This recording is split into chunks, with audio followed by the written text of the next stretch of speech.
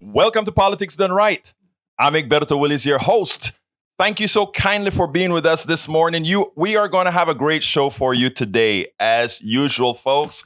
And don't forget, on Air Politics Done Right, KPFT FM has moved from Monday, Wednesday, Friday at noon Central to Monday through Fridays every day of the week at 6 a.m. Central. Please join us and be a part of the local, state, national, and international conversation. While I'm decidedly progressive, folks, I believe in engaging, listening, and learning from everyone, irrespective of their political ideology. You will never get disrespected on this program. I believe in civil coexistence. There are many ways to listen to or watch Politics Done Right live. Tune in on your radio dial. I imagine if you're in your car or elsewhere, go to 90.1 FM Houston. It is on air. You can stream KPFT 90.1 FM via the TuneIn app on Android or Apple. Get it from your store. Just check out KPFT in that app and you can stream us. You can, of course, go to our website, stream KPFT 90.1 FM via our website at kpft.org and kpft.org. Then just click on the go live, the button that shows you exactly how to stream. Or you can watch us live at facebook.com/KPFT Houston. And of course, you can see the video as we're doing the show live at politicsdoneright.tv. Politicsdoneright.tv. Don't forget, folks, this is a call-in show. I would love to hear your comments. Today, we're starting with a tough subject and a governor that we should we'll talk about that a bit later, folks. We'll talk about that. Call 713-526-5738. Again, that number is 713-526-5738. With your comments, do you agree, disagree? You want to change a subject? This is your show. Every comment is appreciated, so please drop me an email at kpft@politicsdoneright.com. If you have suggestions for future topics, if you want to tell me anything, if you want to disagree, agree, affirm, reaffirm, whatever, we want to have that bi-directional communication with our listeners. We want to have a medium where there is your station, KPFT, that you can engage with. We want folks engaged. That is how we get a better politics. That is how we get a better system where everyone is heard and everyone knows that they're heard. 713-526-5738. So, folks, be a part of the conversation. Be a part of what we all represent here. Anyhow, folks, the first topic, why Greg Abbott is a monster. And for those of you who voted for Greg Abbott, it's not on you, but going forward, it would be. Folks, humanity, that's what this program truly believes in. All of our collective humanity. And that we have a governor that seems not to see that. That we have a governor that is intent on finding scapegoats, that we have a governor intent on separating people, that we have a governor that is trying to rile up within us that part of our carnality that is afraid and act like we're afraid, that then ultimately hurts our fellow human being. Ayman Mohyeldin exposed Greg Abbott as the monster that he is in a well-delivered piece on MSNBC last night. And I tell you, I could not have been more impressed with that piece because, again, too often we find that the mainstream media tries to look on both sides of every story when some stories have one side.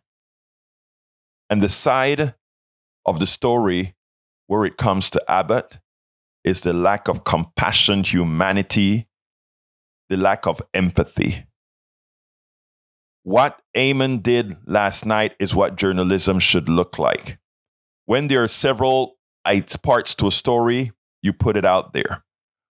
When a story is gray, you put the sides out.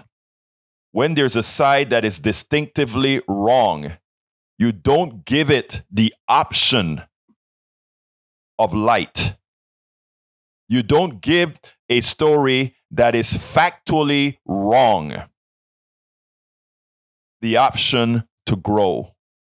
That is what creates evil within society. The Texas Tribune reported the following. Greg Abbott regret Monday after facing intense criticism for labeling all victims of the Cleveland, Texas shooting rampage as illegal immigrants, even though it appears at least one of them was not. Notice it says at least one of them was not. Likely others weren't either. But why are we bringing the victims into this, or their status? They were killed. They were killed by policies instituted by whom? Abbott. Maybe that's the reason he wanted to switch. Maybe that's the reason he wanted to change the direction of the discussion into what he likes to call legal aliens, even though no alien is illegal. But he didn't want you to realize that his policies are killing Texans. Abbott's office issued a statement Monday afternoon that suggested unnamed federal officials provided mistaken information indicating that all victims were in the country illegally. Since Abbott's initial comment Sunday, evidence has surfaced that one of the victims was a permanent legal resident of the United States. We've since learned that at least one of the victims may have been in the United States legally. Abbott spokesperson Renee Easy said in this statement, "We regret if the information was incorrect and detracted from the important goal of finding and arresting the criminal." But that's not the issue. Why are we talking about status when we have 5 dead people, a 9-year-old kid that was executed with an AR-15, guns that shouldn't be legal but are legal in this state? It's shameful.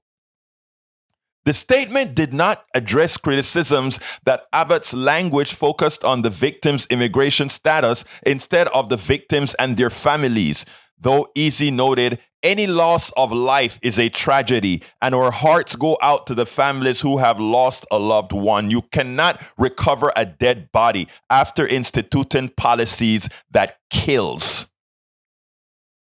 Abbott made the initial comment in a news release Sunday that announced a $50,000 reward for information about the shooter who remained on the run after the Friday massacre.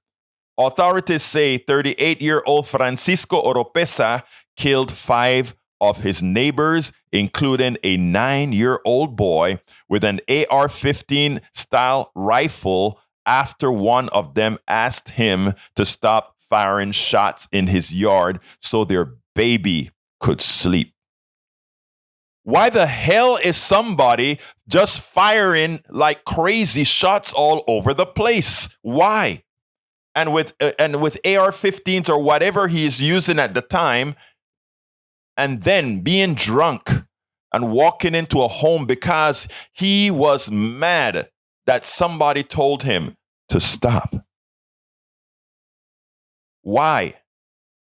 But it's that occurrence is no different than what's happening every single day in Texas. Now that everybody is packing, now that everybody has the ability to just go get a gun.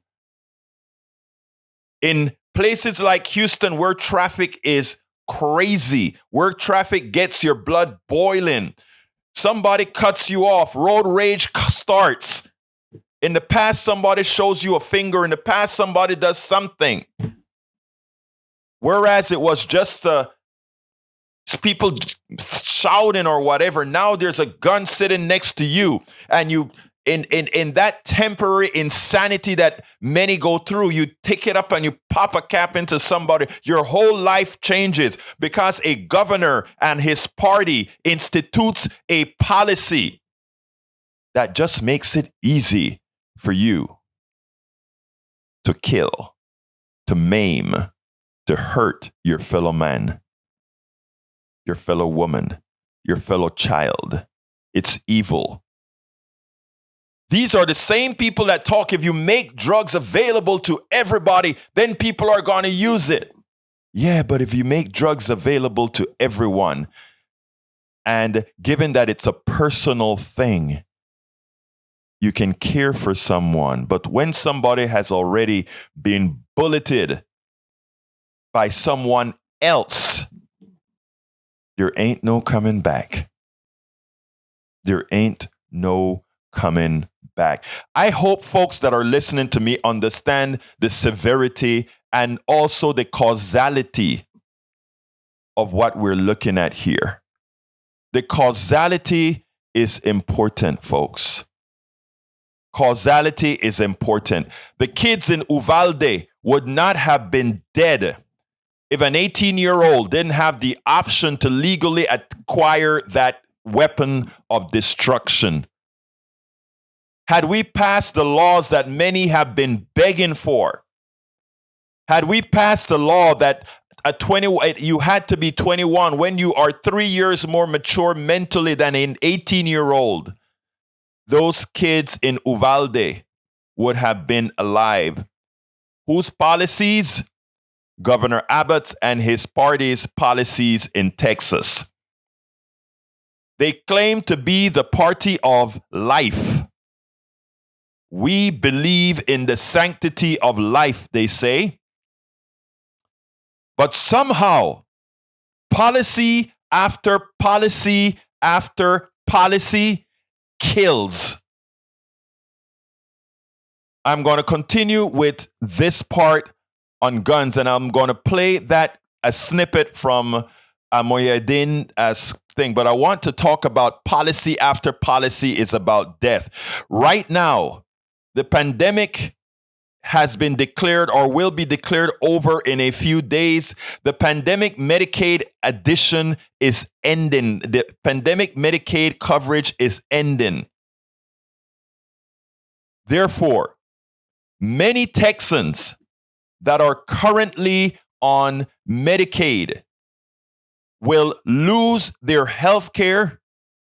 They will be sentenced to death because Texas refuses to accept, even as they are in session right now, they refuse to accept the Medicaid expansion to the Affordable Care Act, which means, folks, all of you in rural areas will restart again for hospitals on the margins in the rural areas and areas that are generally considered red Republican. You will lose your hospitals. Many of you will. You will lose your clinics. Many of you will, because the money's coming for the expanded Medicaid is gone.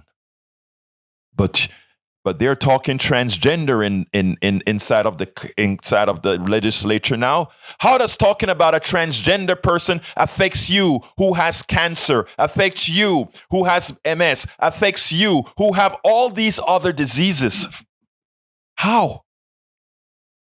But that's what they're talking about. The bait and switch, as Justin Jones of the Tennessee 3 would say, the bait and switch. Don't tell the people that are my constituents that I'm screwing them. Just tell them, hey, look there's that trans guy. They're going to your kid's school. But I have no health care. There's that trans guy that's going to your church. But AR-15s are being sold to make profits for the gun companies, to make profits for the people who donate to my campaign. That's what it's all about, people. You don't really count. Do you think Abbott cares about you? No one who cares about you refuses to give you health care. Nobody who cares about you ensures that a company can make profits off of the potential killing by gun of you. But, if we have smoke and mirrors and we make you scared of all those people coming south of the border for a better life, well, hey, man, we can do and get away with just about anything. Well, I'm asking those of you that are listening to The Voice here, people, let's wake up. People are good. I don't care who you are, Democrat, Republican, anarchist, independent, libertarian. Everybody have kids. Everybody wants to see their kids doing well. Everybody wants to do good. It's evil, people. Our governor is a monster. I said it. We're talking about human beings. We are talking about human beings. And when we don't treat human beings like humans, how can we not be considered monsters? 713-526-5738.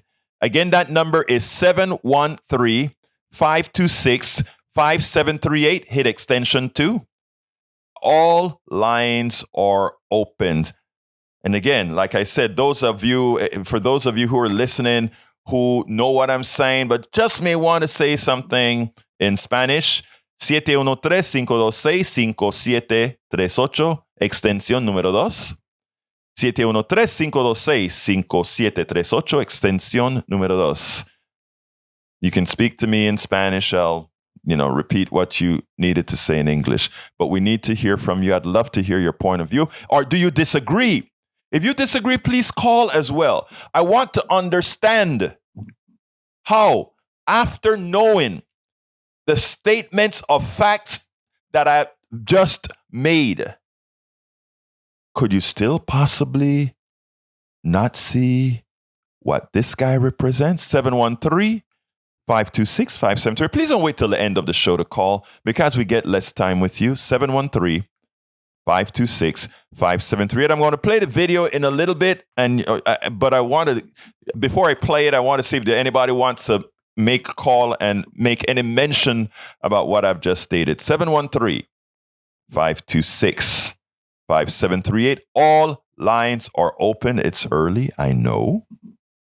It's early, but I know somebody has something to say. Una vez más, 713-526-5738. Good morning, Alistair Waters. Good morning, E2247. Good morning, all my peeps on the chat as well. The Fitz is my son's favorite shipwreck of study, says Alistair Waters. 713-526-5738. Okay, I'll go ahead and play this. This is an important piece here. Great piece done by Amen. Let me cue this up right here and make sure we are all cued correctly to get it done right. Texas Governor Greg Abbott. The guy is a monster. And in order for Americans to see, for Texans to see, for all to see, it requires good journalism that is willing to tell it like it is. There are two great journalists at MSNBC, Ayman Mohyeddin and Ali Velshi. And they seem to always get it right. I'm going to play a clip from Ayman that he did tonight. And it's important because the way he organized the subject to prove that Governor Abbott is a monster, an unempathetic monster, a necessary piece. Very few would do it at this level with this caliber. Check this out, and then we'll take it on the other side. Late Friday night, according to police, Orapesa's neighbor, a man named Wilson Garcia, approached Oropesa to ask him to stop firing his gun so close to Garcia's home. Oropesa refused, but it didn't end there. He then retrieved an AR-15 rifle, went to Garcia's home, and murdered 5 people, including Garcia's wife and 9-year-old son. It is a senseless tragedy and part of a larger pattern of interpersonal disputes turning deadly when guns are involved in this country. It is hard to imagine that horrible situation being any worse, but Texas Republican Governor Greg Abbott's response somehow did, in fact, make things even worse. After reports of the shooting had already circulated Saturday, Abbott tweeted this out, a picture of his dog with the caption, "All smiles for the weekend." Now, look, the governor might argue that that tweet was pre-scheduled or he didn't know about the shooting when it was posted. But that in of itself raises the question, was the governor unaware of a horrible mass shooting in his own state? The alternative is somehow even worse, that Greg Abbott did know about the shooting and even after knowing about it, posted that tweet anyway. And when Governor Abbott finally did address the shooting, his response was somehow even worse than the dog picture. Even in the wake of a horrible tragedy, Abbott couldn't help but take the opportunity to demonize Texas's immigrant community, writing in part, quote, "I've announced a $50,000 reward for info on the criminal who killed 5 illegal immigrants Friday." First of all, let's be clear, that is not true.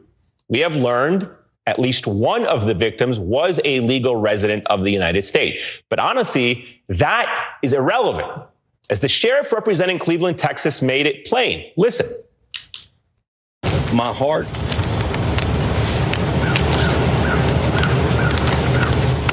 is with this 8-year-old little boy.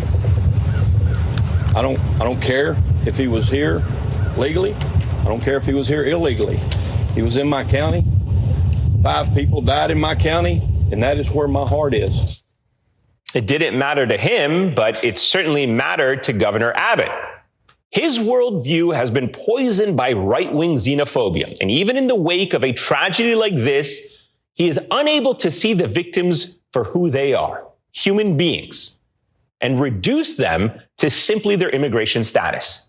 And this kind of rhetoric is part of a larger pattern from Governor Abbott, who has arguably displayed a sense of indifference towards gun violence in his state, especially when the victims are people of color. Don't forget the night of the shooting in Uvalde, Texas, when a gunman armed with an AR-15 slaughtered 19 children and 2 teachers. What did Greg Abbott do? He flew. He flew to a fundraiser. Abbott then praised law enforcement for their response to the shooting, a response which we now know was entirely negligent because police said they actually didn't go into the school because they were no match for the AR-15 that they would face. Again, it raises this fundamental question. Was Greg Abbott ignorant of the truth, or was he callously lying to the public about what he knew?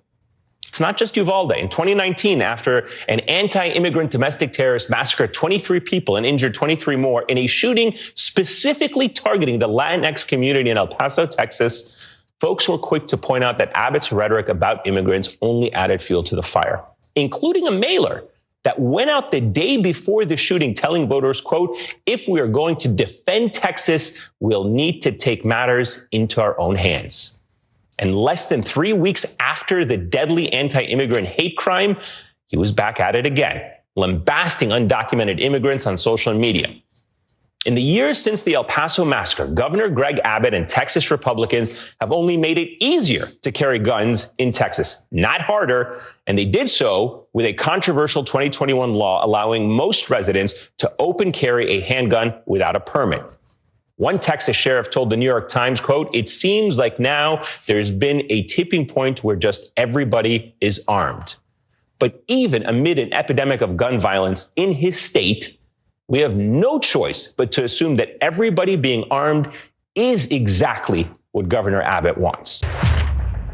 Now, there are 5 dead people in a family, and you're going to, as a governor who should show empathy, you are going to talk about this in a tweet, etc., that tweet should show compassion.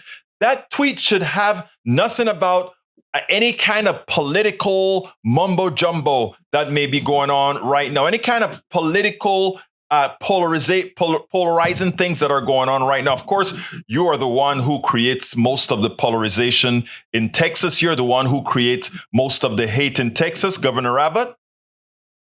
But it is shameful what this guy did. And Ayman Mohyeldin did an excellent job in pointing that out. Again, a lot of times, mainstream media journalism, because of the games they must play, because of who their advertisers are, etc., makes one wonder often. But finding a way to break through, something that we always find guys like Ali Velshi and Ayman Mohyeldin and others are able to accomplish. Very good job. But again, Greg Abbott is a monster.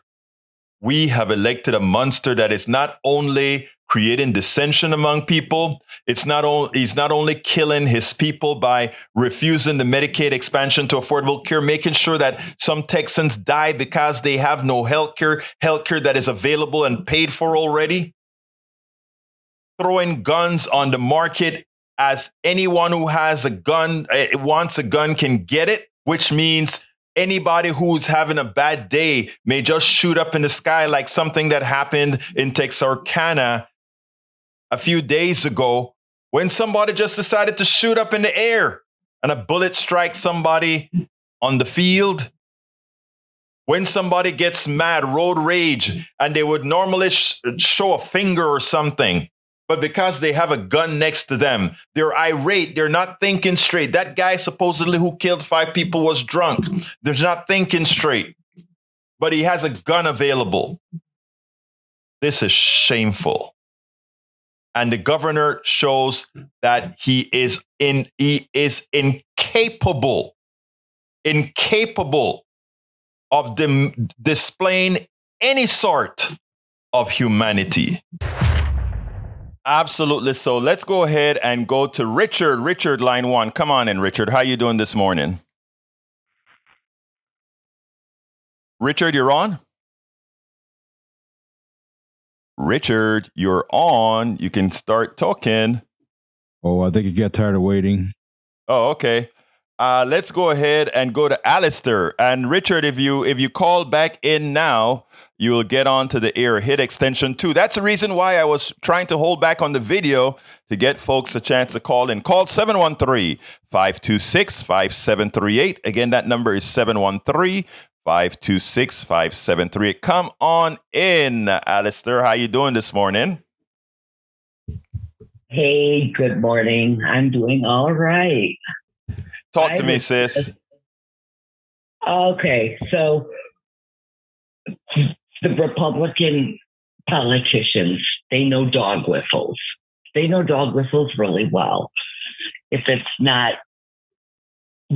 protesting James and the Giant Peach or taking away our guns and blah, blah, blah. They use these amazing catchphrases that pick up on people's ears, and we as a society need to get educated. They are trying to stop us from getting educated, but we have to fight against that and get educated and humble ourselves enough to maybe adopt a different perspective, or at the very least, accept other perspectives that other people have. But as long as being a Republican and following the Republican way is easy. And as a society, I think we've grown lazy and we want the easy button all the time for everything. That is so true, Alistair. That is so true. Go ahead. Oh, no, that was it. Yeah, I mean, when I saw the report yesterday, Alistair, that the governor, the first thing he thought he wanted to put out there was that somehow, these victims were what he calls them illegal aliens. I mean, because of their immigration status. Yeah. right. What does that matter? A bullet doesn't see your papers. A bullet sees whatever's in front of it and goes through it, because that's what a bullet is intended to do, is to impact. I think you hit it on the nail. I think he also wanted to. The truth of the matter is, I think he prefers us talking about him mentioning immigration status than us mentioning the real issue. The real issue being, wait a minute. How I bet when you check, that guy would. I don't know the answer to this. Okay, but it wouldn't surprise me if that guy bought the gun legally. Nobody has to. He just has to answer a question. Hey, do you have a record? And he just goes buy a gun. Yeah. Yeah. It's not like they check to make sure that you're answering that question truthfully. Exactly. We have some laws on the books that are not enforced. Exactly. And that's a problem. That's, because yet again, as a society, we want life spoon fed to us because we're lazy. Not all of us. But, life's hard, and everything you want, if you want it bad enough, you'll do it and want it. You got to work for the hard things, and we just have to push passion into people's hearts that sometimes the hard thing is the right way to go. Exactly. 713-526-5738. 713. Wake up, people. 713-526-5738. Extension 2.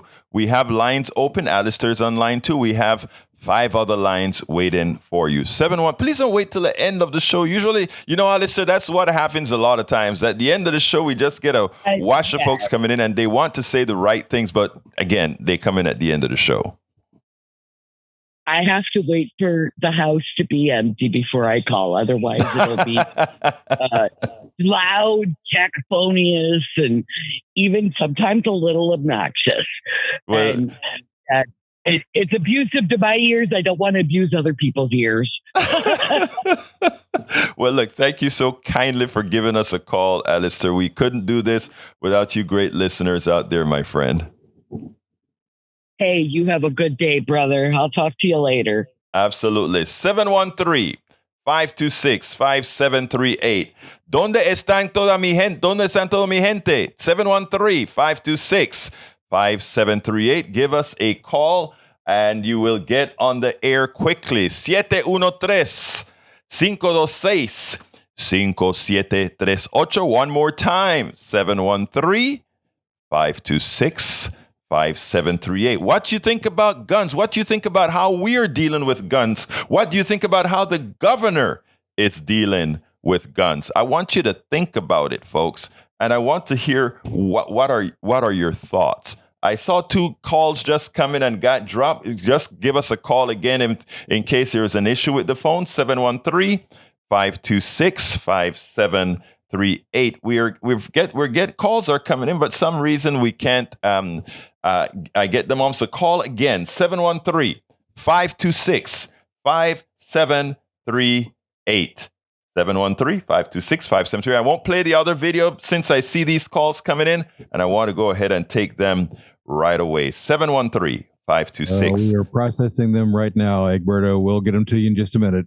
Great. They're going to be processed and be coming in a minute, so I won't go into that other video as they are processed, my dear friends. Anyway, as far as Greg Abbott, again, I really need everybody to be focused on this issue. I need folks to be focused. And you can bring whichever one you want to bring in, and I'll see it on the screen and take it right away. I think there. Oh, wow. Okay. Folks, let's see what else we got here. The next subject that we're going to talk about is Michael Steele on an aged Donald Trump. Okay, let's go ahead and get John in, and then we'll take it from there. Let's see. I don't want to move on to the other subject, as I know this is the one that is active at this point in time. But the next subject is going to be Michael Steele on an aged, obese Trump. Michael Steele was asked by the MSNBC host if Republicans were straying too far on the Biden is too old issue. Steele agreed. In fact, he said that they should be careful given that most of the Fox News watchers are part of the geriatric cabal. I see that John is ready. It's green, so you can put that one on before I continue with this, if at all possible. John, come on in. Good morning, Alberto. Good morning. How are you doing this morning? I'm doing well, man. And I just want to thank you guys for doing everything that you do. And well, I wanted to speak about gun violence. Okay. I'm over 60 years old. I've been around guns my whole life. I was raised with guns, and, we hunted and we put food on the table with them at a time when, way back when that was needed. You know what I'm saying? And yes. I know one thing, guns are made for one purpose, and that is to kill. That's all they do. And I have lived my whole life, and not one time have I seen a gun used in self-defense to save any person. But in that same amount of time, I watched my 13-year-old nephew playing with a gun. I held him in my arms while he lay there dying because he accidentally shot himself with a gun. I've seen my brother on drugs kill 2 girls and then shoot himself with a gun. I have seen neighbor after neighbor accidentally shoot and kill their other family members with a gun, and not once have I seen a gun save someone in a situation. I can say that truthfully. You know, John, you are not saying anything that the statistics that I've read, the statistics that I've researched have said. Most people who have arms, it's rarely used for self-defense. It's generally used to harm someone accidentally, exactly as what occurred in your family.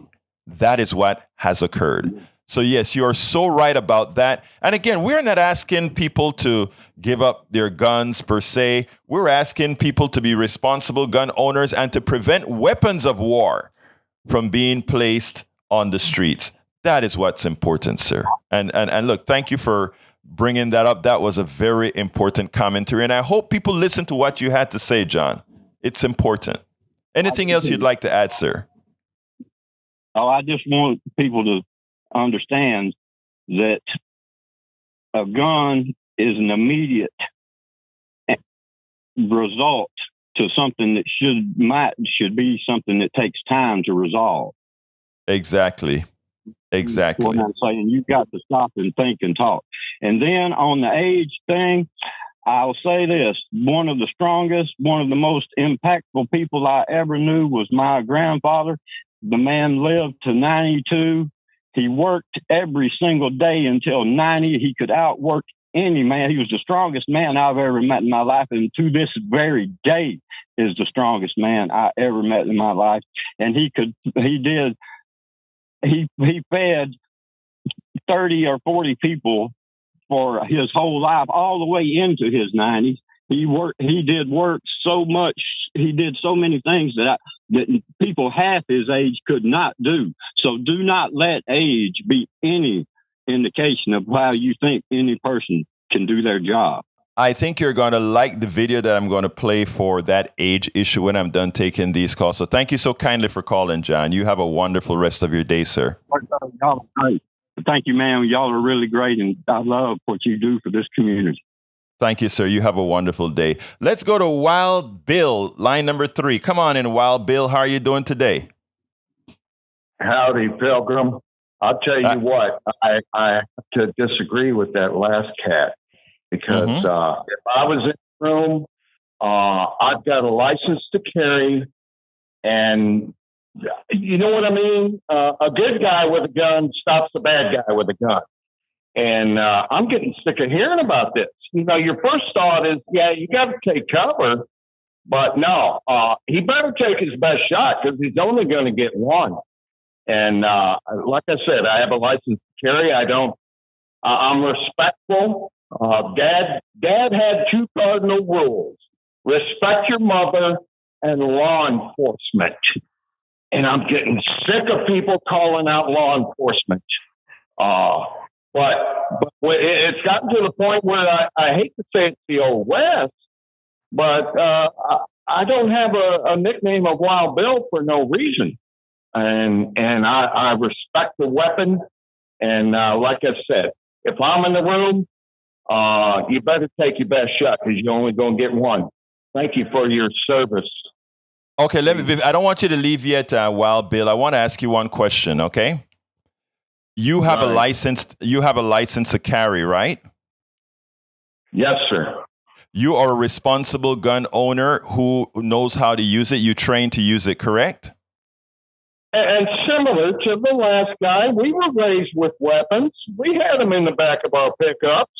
Right. Never meant to bring harm to anyone else. Exactly.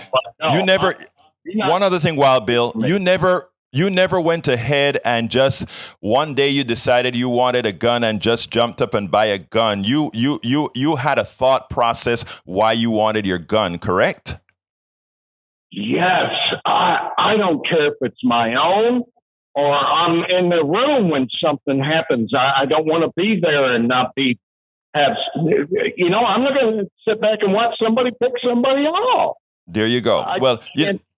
You are not at all the person that we want to, that we're talking about. We're talking about, the previous caller spoke about his experience with his family and those in his families who had weapons. He's definitely not talking about somebody like you, my friend. In fact, he's not talking about you. But anything else you want to add before we go to the last caller, my friend?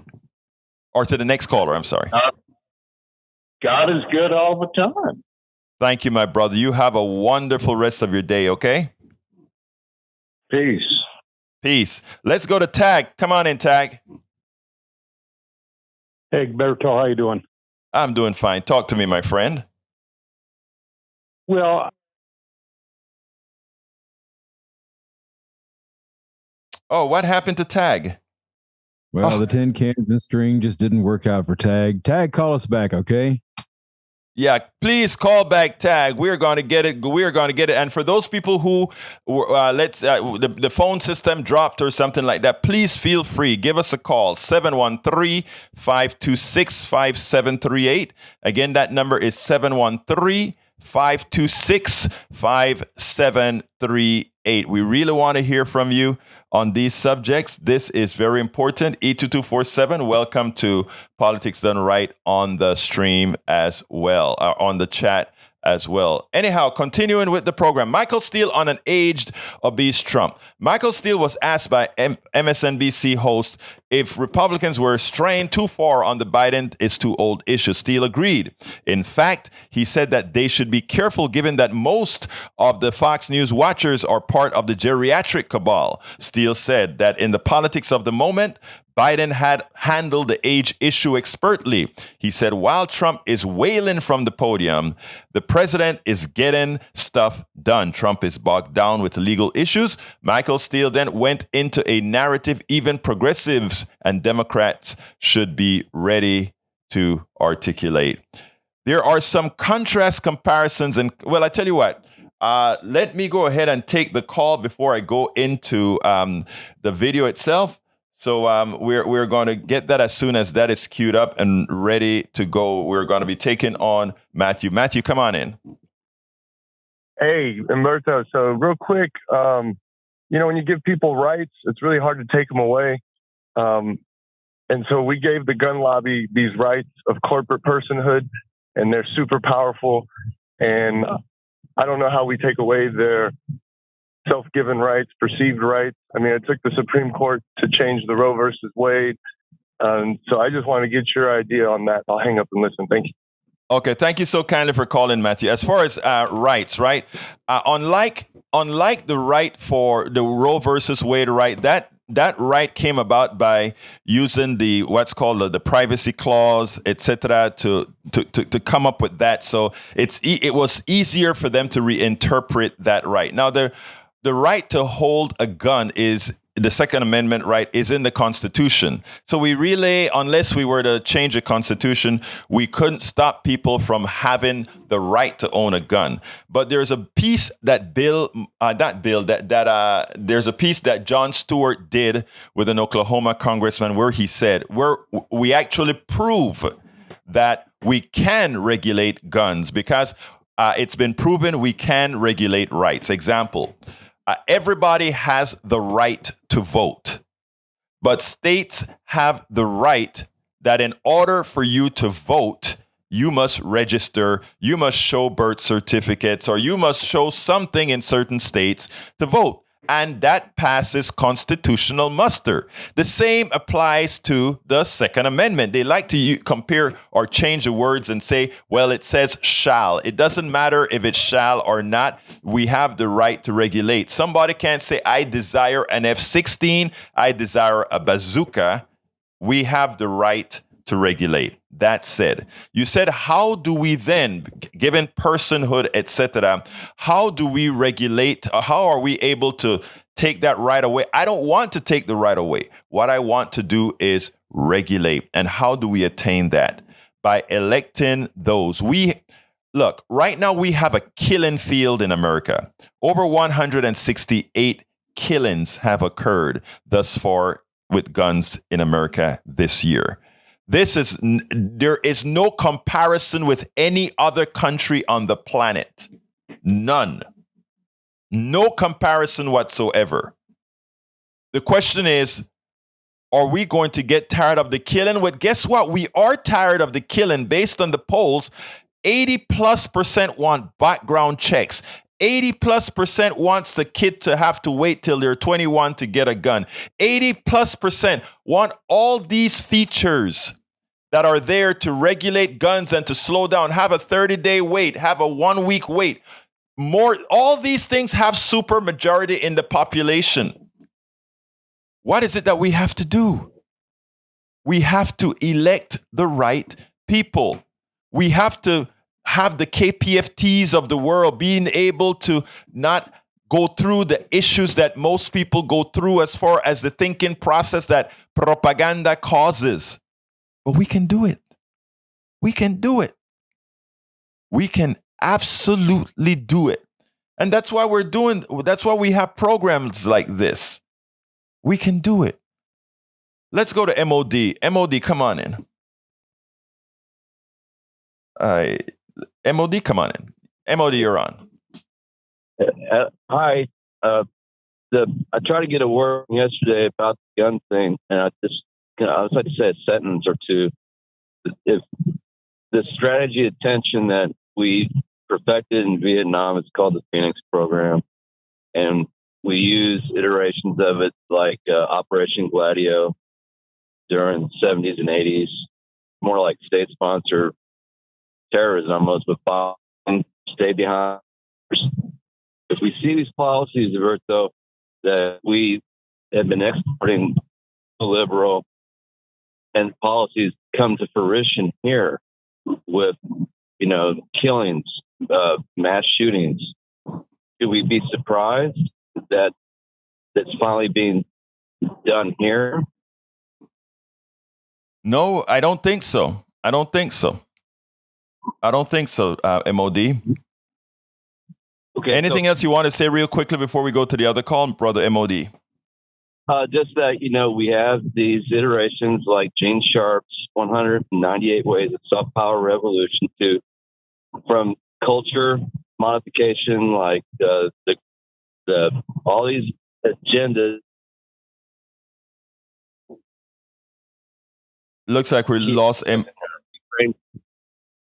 MOD. You're breaking up. So look, I got your first point. Thank you very much for calling, my friend. Let's go to Samantha. Samantha, come on in, Samantha. Hello, hi. I just want to make a comment on the first piece about the illegal immigrant in was it Channelview that No, it was in Cleveland. Cleveland is where the shooting occurred. Yeah, Cleveland, Texas. Cleveland, Texas. Yes, he had been deported 4 times or 3 times. Yes. That to me, I think, I disagree a little bit with you about Greg Abbott being a monster and not knowing what to do. I think, because he's a Republican, he was a bit hard on the people who wanted to come into our country. But you see, this is one of the examples. Here we have it again. He was just a criminal. There's a lot of legal channels in which to come into our country. You have to wait for the process to take to unfold so that you can come in here legally. There is a legal way to come in to this country, always has been. But people like that are nothing but criminals, and they slip through the system all the time. So eventually he was going to do that again. So, Greg Abbott was really just cracking down on a surge of people from South America, Latin America, that always take advantage of the system. I just want to say that because I do believe that we need to open up our borders to more migrants because of their situation in other countries. But there has to be a legal way, just like Greg Abbott always says that there has to be some kind of process. We just can't let people in because that's going to happen. Okay. Let me engage you a bit here. I have no problem with that guy should not be here. That guy should be deported. I agree 100%, right? But Greg Abbott treats immigrants as if they are animals. And he cloaks that by saying, well, there's a legal way to get here, etc. I want to point you to one thing, Samantha, and this is very, very important. I am from South America. I'm from Panama. I am a legal naturalized citizen of the United States of America. But here's the thing. We have a war in Ukraine right now. Ukrainians just have to go go to Mexico, and they can go fill out some paperwork and come into the United States because of the issues that are happening in Ukraine. There are many issues, and you see, I can't blame you for, let's say, not knowing this particular issue because we don't cover it in the news here. The mainstream media don't. But a lot of the causation of the immigration issues, the reason people are coming here, are for many corporate policies that we have from Honduras, Guatemala, Panama, Costa Rica, Venezuela, and there are things that we have our hands in that nobody's going to tell you about, which causes this migration. And by creating the difficulty in people that are going through those issues to come here, it's a problem. We'd say we have a shortage of workers. That's what we say. But somehow we can't solve the problem because politicians don't want to. So, I mean, I don't want to change the subject here, Samantha, but it's so important that to understand that what Greg Abbott is doing has nothing to do with what you're saying. What you're saying is very good and honorable. What Greg Abbott is saying and doing proves who he is. Your comment, ma'am. Yeah, yes, I agree. I don't have too much of a comment then, but I do believe that the immigration system in America is one of the best. That's what we should be proud about, even though people like that get through the system all the time, Right. I mean, he just have to cross the river. I mean, when we want to go other places, we do, he crosses the river. We can't, if we don't have enough people to police that, But you know what? Guess what, Samantha? He was able to get an AR-15. And guess why he was able to get an AR-15? Because guess what we supply? All those criminals in Mexico with the drug cartel, guess who supplied them with guns? We do. This criminal that came over here, he was able to get an AR-15. If we had declared the AR-15 that weapon of war, he wouldn't have had an AR-15 to kill with. And even if he had a shotgun or whatever, it would not have done the damage that it did, my dear friend. Yeah. It's terrible. Thank you so kindly for calling, Samantha. Thank you. You have a wonderful day, ma'am. Anyhow, folks, we're kind of running out of time here, so let me just tell you that I had 3 subjects to cover. The one was, I'm going to read this part real quickly instead of playing the video because, again, we don't have the time. This is what Michael Steele said about age. There are some comparisons and contrasts there that Biden team can put up, and people do forget. Again, it's part of how Republicans frame the narrative that Donald Trump is just 4 years behind them and obese, by most medical standards, out of shape. And we've got the same images of that president having a hard time walking down a plank, not walking up, but walking down a plank. Do you want to play that game? Play it carefully, because there's enough evidence out there about Trump to show that age hasn't been kind to him. It has always bothered me for some time how poorly Democrats tend to create the proper narrative. Donald Trump is obese. He eats unhealthy meals. He is incoherent, likely showing a mental decline, and he is physically unbalanced. Democrats and progressives must expose the projection. When the truth is on your side, the narrative writes itself if one allows it to do so. Let's remember that, folks. Let's remember that. And the last topic was called DeSantis neutered by his own. After listening to a transphobic diatribe from Republican primary presidential candidate Vivek Ramaswamy, the confused misinformer had a moment of clarity. Yes, a non-working clock is still correct twice a day. He said the following: on one hand, I assume you agree. This is what Chuck Todd says. On one hand, you agree with pushing back at Disney by the governor. And he answered the pushback that the governor DeSantis had on Disney. And his answer was, here's where Ron DeSantis really lost it. He's gone on the wrong path, he claimed. Disney should never have had crony capitalist lobbying related privileges in the first place. Here's a part he doesn't mention. One of those crony capitalist privileges was, and I think the most relevant one, codified into law by none other than Ron DeSantis in 2021. So Florida passed this political anti-discrimination statute, which I applauded. If you operate internet companies, this includes streaming services like Disney does, then you can't engage in a viewpoint. And he went on to say that the exception to all these policies were given to Disney and signed by whom? It was signed through by the one and only Ron DeSantis. So here we have someone pointing out that Ron DeSantis is really, while he's attacking Disney right now, he was responsible for much of what Disney is. We are coming down to the last minute of the program, folks. I want to thank you for listening. I want to thank you for all those calls. For all those calls that got dropped, please remember we are here 5 days a week. So call us in tomorrow, and call in early if you get a chance. 713-526-5738. We'll be here ready to take your calls. Ready. I'll play these videos for you tomorrow, depending on the subjects that we'll be covering tomorrow. But I thank you for being here. My name is Egberto Willies. This is Politics Done Right. And you guys know how I end this, baby. I am what? Out.